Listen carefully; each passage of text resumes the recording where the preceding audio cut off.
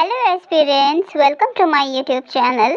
अगर आप मेरे चैनल पर नए हैं तो मैं आपको बता दूं, मेरे चैनल पर आपको प्रीवियस ईयर क्वेश्चन पेपर, साथ ही टेस्ट सीरीज यानी मॉडल क्वेश्चन पेपर्स, उनके सॉल्यूशंस के साथ फ्री ऑफ कॉस्ट देखने को मिलते हैं।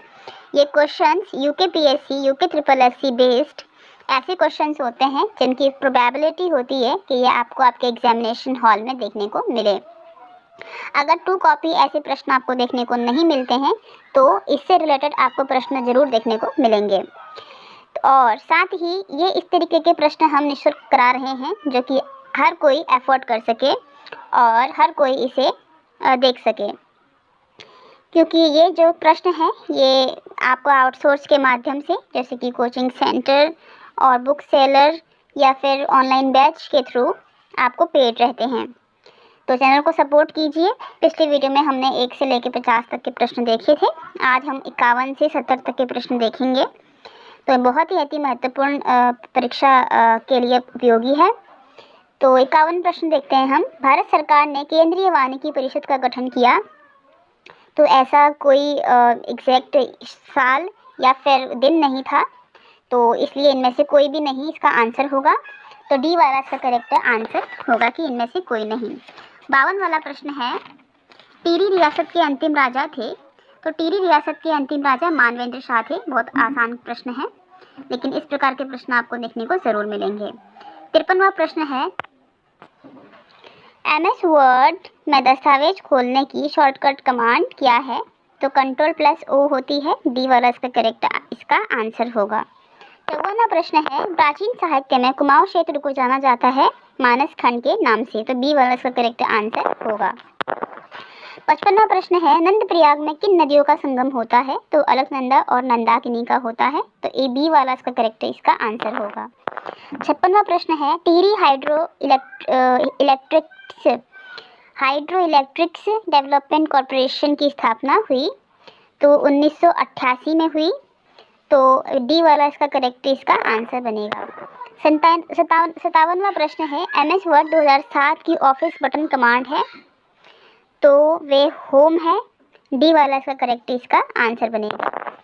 58वां प्रश्न है, उत्तराखंड में डोला पाल के आंदोलन के प्रणेता थे। तो जयानंद भारती थे। सी वाला इसका करेक्ट इसका आंसर बनेगा। 59वां प्रश्न है, नानकमत्ता गुरुद्वारा स्थित है।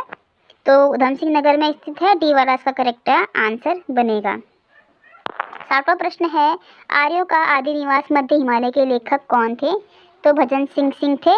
सी वाला इसका करेक्ट आंसर बनेगा। 61वां प्रश्न है, सेम मुखेम प्रसिद्ध है। तो नागराज मंदिर के लिए प्रसिद्ध है। तो सी वाला इसका करेक्ट आंसर बनेगा। 62वां प्रश्न है, नल दमयंती ताल किस जनपद में स्थित है? तो नैनीताल में स्थित है। ए वाला इसका करेक्ट आंसर बनेगा। 63वां प्रश्न है, उत्तराखंड की दूसरी राज्य भाषा है। तो उत्तराखंड की दूसरी राज्य भाषा संस्कृत है। डी वाला इसका करेक्ट आंसर बनेगा। कुमाऊं मंडल में कितने जिले हैं? तो 7 जिले हैं। ए वाला इसका करेक्ट आंसर बनेगा। 65वां प्रश्न है, उत्तराखंड का सबसे बड़ा ग्लेशियर है। तो गंगोत्री गोमुख ग्लेशियर के नाम से जाने जाते हैं। सी वाला करेक्ट ऑप्शन बनेगा। 67वां प्रश्न है, उत्तराखंड में फॉरेस्ट ग्रीवेंस कमेटी का गठन हुआ। तो 13 अप्रैल 1921, यानी ए वाला इसका करेक्ट आंसर बनेगा। और अगला प्रश्न है, दून घाटी को जाना जाता है देहरादून नाम से। ए वाला करेक्ट इसका ऑप्शन बनेगा। अगला प्रश्न है, गढ़वाल कमिश्नरी सृजित की गई थी। तो 1968 में की गई थी। इसमें ऑप्शन में कहीं पर 1968 नहीं है, तो आप देख लीजिएगा, लेकिन मिसप्रिंट हो गया है। गढ़वाल कमिश्नरी सृजित की गई थी 1968 में, 1968 में। 59वां प्रश्न है, निम्न में से कौन सी मृदा उत्तराखंड राज्य में गन्ने एवं धान की पैदावार हेतु उपयुक्त है? तो तराई मिट्टी जो है उपयुक्त होती है, पता ही है आपको। डी वाला करेक्ट इसका आंसर होगा। भवाली सेनेटोरियम की स्थापना कब हुई? तो वे हुई आपके 1912 में। सी वाला इसका करेक्ट आंसर बनेगा। 72वां प्रश्न है, राज्य में सर्वप्रथम